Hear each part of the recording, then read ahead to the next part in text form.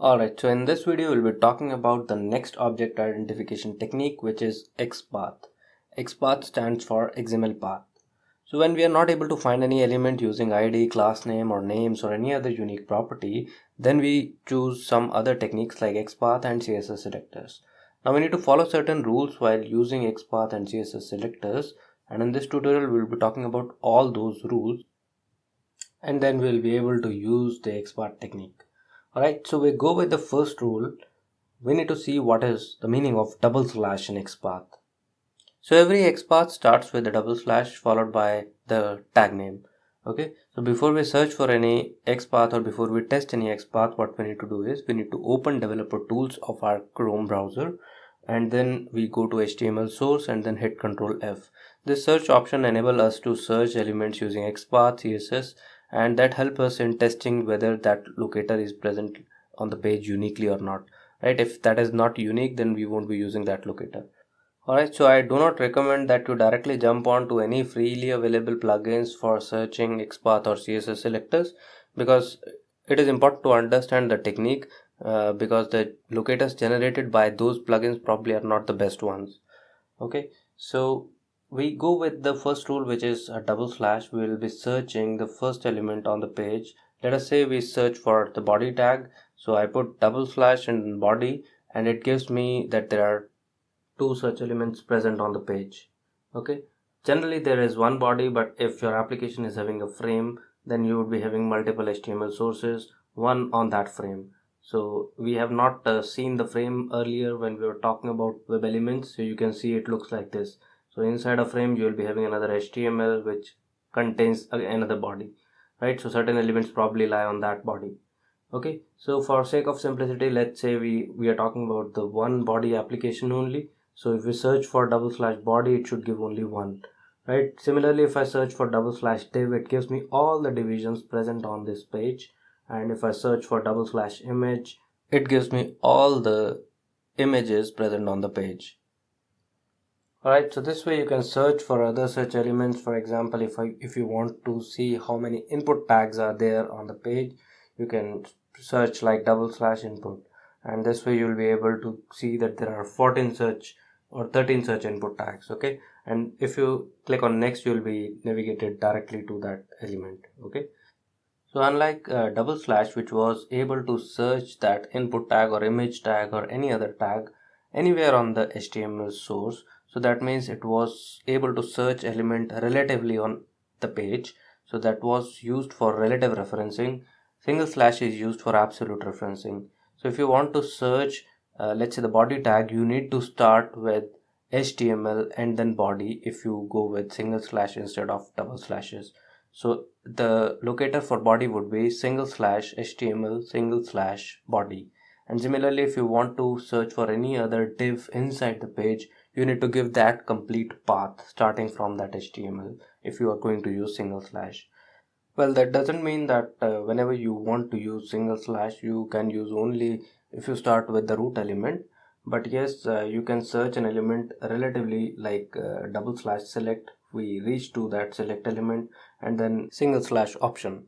So this way we have used relative referencing for select element, and to reach to the option element we have used absolute referencing. Let us see another such example.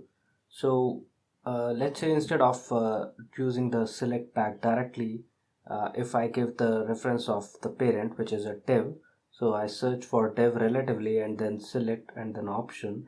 This way also I was able to reach to that option element, right? Again, it gives me that there are 7 option elements, right? So I have used absolute referencing for select and option. Let's say I want to skip select here in between, so I can use a relative for option as well. So div I found using relative referencing, and option is relatively found under that div, right? So this means that option is anywhere present on that div, right? But when we were using absolute, we were expecting that option is immediate child of select. So I hope these two are clear to you, and we move on to the next one, where we search elements using asterisk.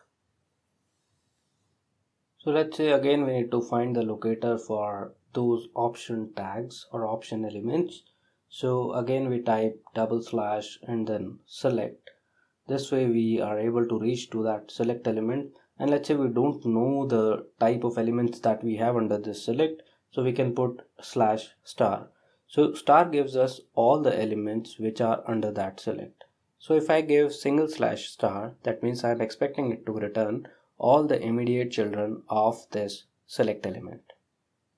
Okay, so star is not the preferred choice because it need to give you all the elements without taking care of the criteria. But if you give a specific criteria, it would be able to search that element more quickly. Moving on to the next rule, which says we need to search element using attributes. Searching elements using attributes is actually the main reason why we use XPath or CSS selectors, because when we were using the basic techniques like by ID or by class or by name, these were only restricting us to use those attributes. But when we need to search an element using some other attributes for which we do not have any technique, then we look for a generic technique which help us in searching an element by any attribute. Okay, so for example, we can search by type, or we can search by enabled, disabled, or maybe something else, right? So XPath gives us that flexibility. For example, this is the element input having ID, which is mentioned here. Let's say we first want to search by ID only, so I put double slash input. Any attribute that you need to give would come under square brackets after the tag, right? And the attribute name would always start with @ symbol, and then you need to put the attribute name, and then the value would come after equal sign in single or double quotes, right? So that is the syntax for searching an element using attributes.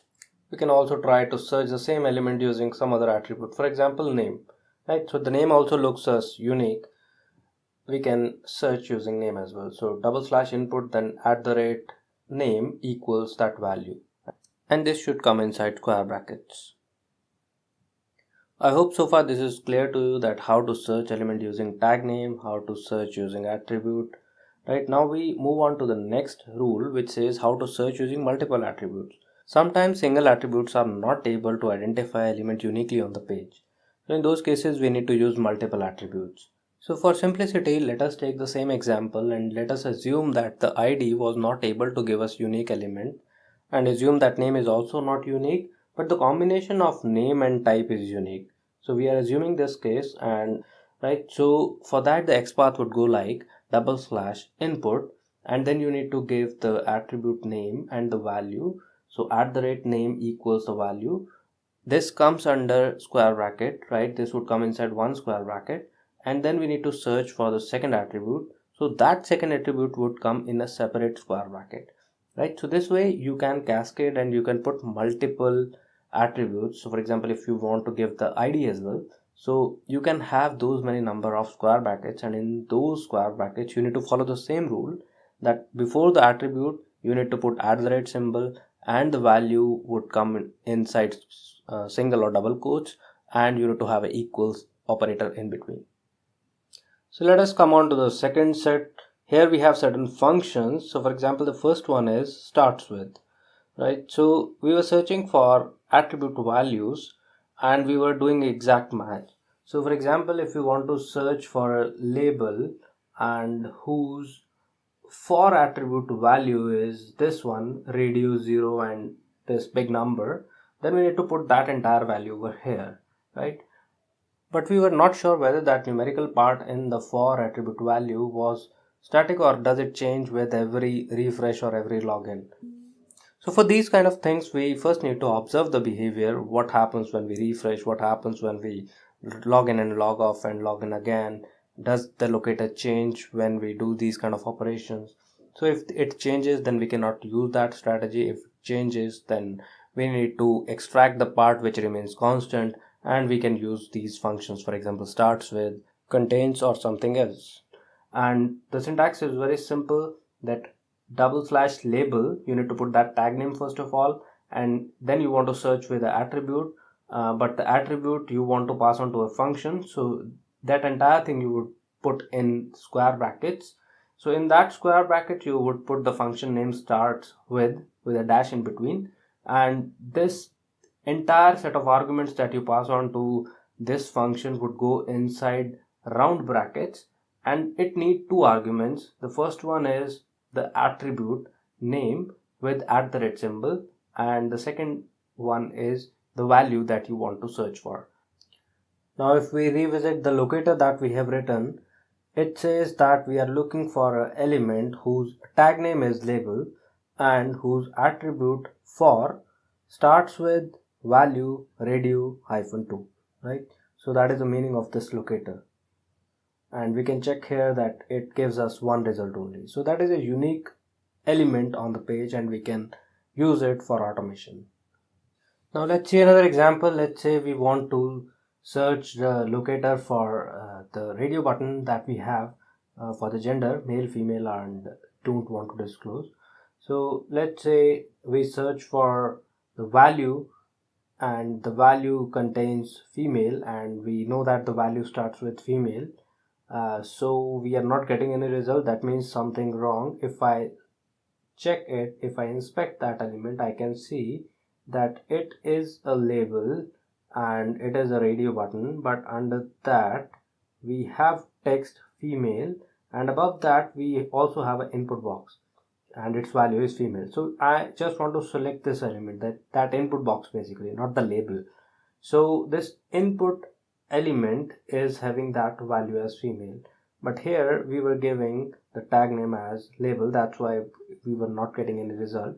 And if I change that tag name to input, I am getting one result. So I'm able to locate that element uniquely, right? So I hope this is now clear to you and you understand what this function. So the next function is ends with, and it is more or less similar to starts with, where starts with checks for a text that starts with something, ends with checks for a text that ends with something, right? So we can try out the same example. We can just replace starts with ends and put the text ALE or maybe male, right? So we are not getting any result here. The reason is some browsers do not support XML 2.0. If your browser supports it, then this function would work. If it does not support, then probably this function won't work. Moving on to the next three functions, the first one is contains, where we check whether that attribute value contains something. The next one is text, where we check if that element has a particular text. And the next one is contains text. So here we use group of two functions, the contains function and text function, where we check whether a particular string exists in that text value. So we can use the same example for which we were searching for the input elements and we were using starts with function. Now we are testing it with contains function. If that value contains ALE or FEM or something like that, right? So you'll be getting the number of elements which are matching the criteria. Okay, remember that contains check whether that substring is present in that main string. Similarly, we can check for the label that we were testing earlier, if that label contains the for attribute and whose value contains radio. Okay, so we are getting these many number of elements, right? So you can try out different combinations, and this function is really very useful while doing automation. So moving on to the next function, that is text function. Certainly this is also very useful because at times there are elements whose attributes are not there or not very useful, which you can use for the selectors that you choose. Okay, so these attributes are of no use to give you unique elements, and at times you do not have any attributes as well, right? So in those cases sometimes we use text to find that element uniquely. For example, there is a gender label and we want to find this element using the text. Let us assume that we do not have any attribute. Okay, so for that we would be using like /label, and instead of attribute, because attributes always starts with @, since text is a function, so we won't be using @ symbol, we'll be using text and then double brackets because it is a function always has a double brackets after it, so a double brackets and then equal to the value. Okay, so this is how we can search using the text, right? The next one is contains text. Now when we talk about two function, contains is a function, text is also a function. So when we need to find an element whose inner text contains a particular substring, so for that what we would be doing is we would be using double slash and then label, and then here we'll be using contains, and contains function would have its round brackets, and in those brackets we need to give two arguments. First one is the text function, because earlier we were giving @ and tag name here, so here we would be using the text function because that would be returning the actual text, and the second argument would be the substring that you want to search, right? So gender would come here in single or double quotes. Okay, let us move on to the next rule, which is attribute without tag. Okay, so in this example, let's say we want to search a label and whose attribute value equals male, right? So that gives us 0 elements, and instead of label, if I use input, it gives us 1 element. So if we are not sure about the tag name, we can put asterisk instead of the tag name, and if that tag name is actually dynamic, then you can use star for that. Okay, so it would be searching for all the tags matching the criteria for the attribute.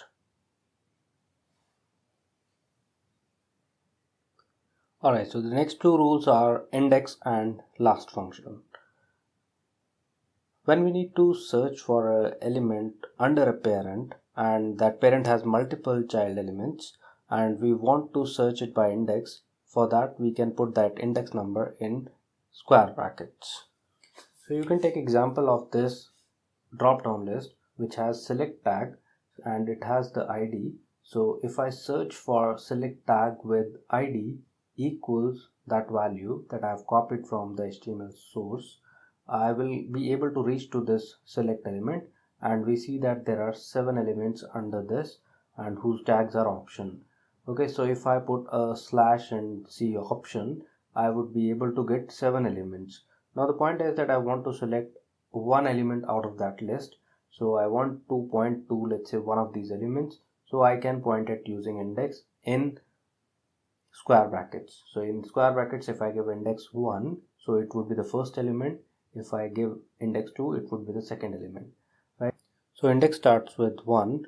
There won't be any results if you search with index 0, and if that index value is more than the number of elements present, again you won't be getting any results.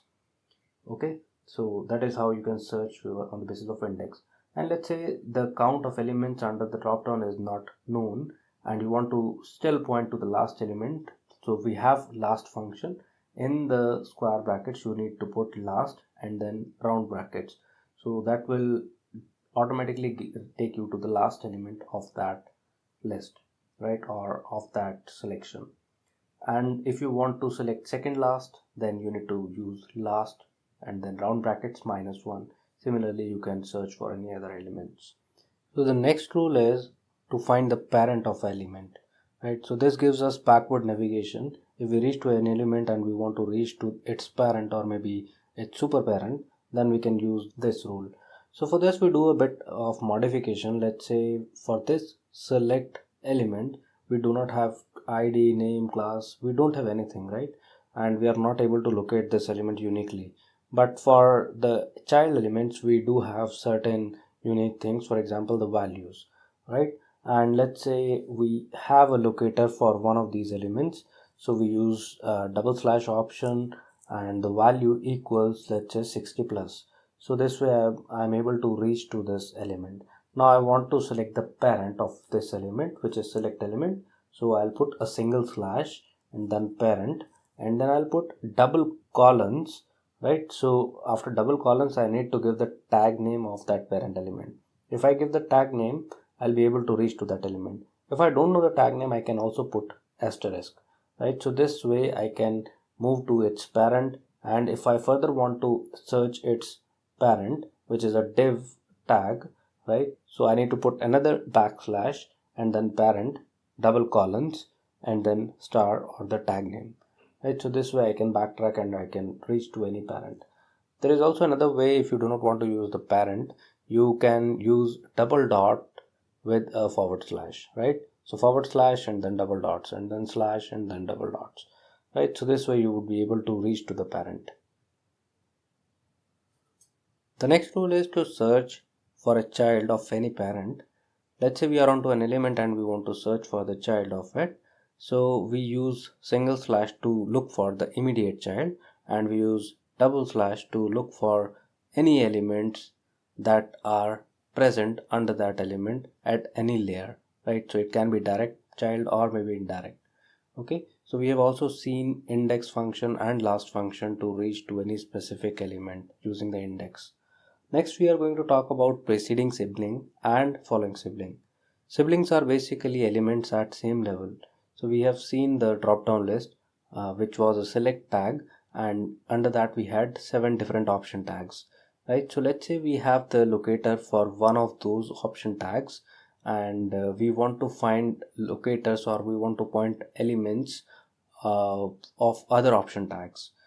So for this, what you need to do is you need to use single slash and then preceding sibling, and then you need to put 2 colons, and after 2 colons you need to give the tag name of the siblings that you are looking for. So if you say option, it would be giving you 3 elements because there were 3 siblings before this element. If you want to look for multiple tag names, or if you are unsure about the tag name, you can also put asterisk instead of that tag name. Again, it would give you 3 elements here for this case, right? Similarly, following sibling give you 3 elements which are after this element. So if you use following hyphen sibling, and then again you need to put 2 colons, and after that you need to give the tag name if you have it, and if you do not have the tag name, you can also put asterisk. Again, it would give you 3 elements which are after this, right? So that is how preceding sibling and following sibling works. There is also an important point that need to be seen here is that we can also give the index number.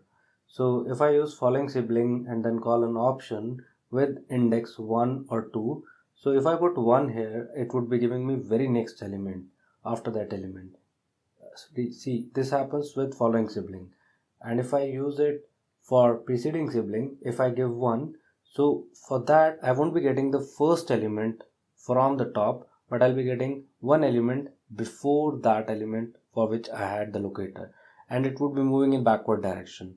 So for following sibling, it would be moving in forward direction, and for preceding sibling, it would be moving in reverse direction, right? So I hope this is clear to you, and we can move on to the next rule.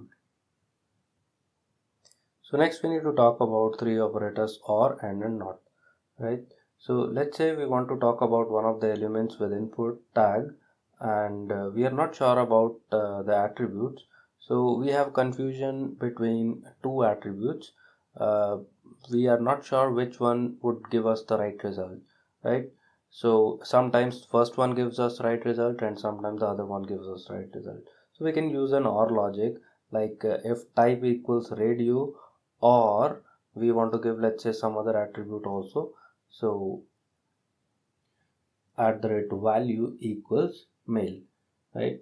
So this is the case when we are not sure that which one would be true, right?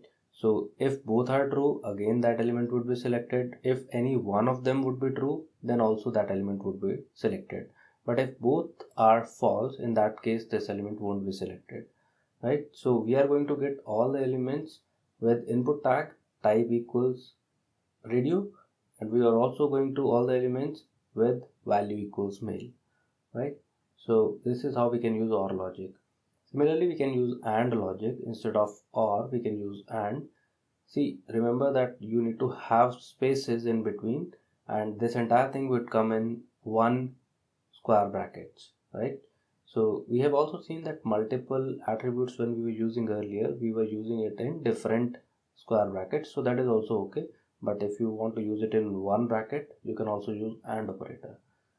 Similarly, if you want to select all the elements matching one of the criteria and not matching any of the other criteria, so you can say that type equal radio.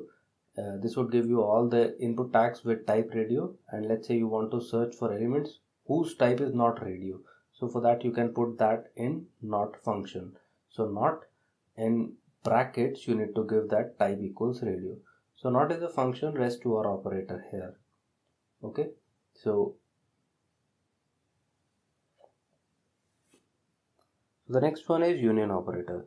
So let's say you have multiple selectors and you want to have a consolidated result of all those selectors.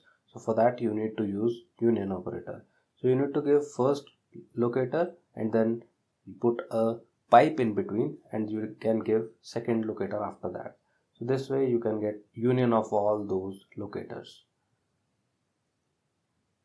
The next rule is arithmetic.